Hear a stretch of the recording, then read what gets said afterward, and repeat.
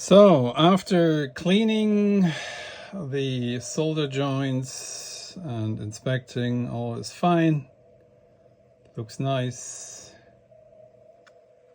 The insertion of the battery, very important step.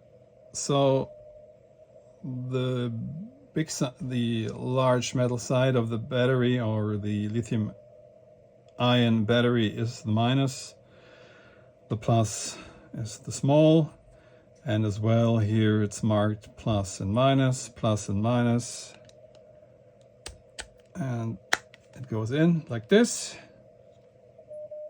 So basically complete. Now the reassembly of the enclosure with the feeds, the USB port in the opposite direction, put in the BNC connector first, use a little pressure to snap back the USB port, put it in, it's all nice.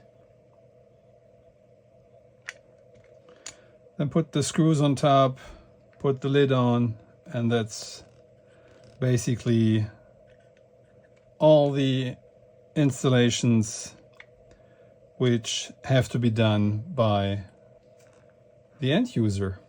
73 DM5TU.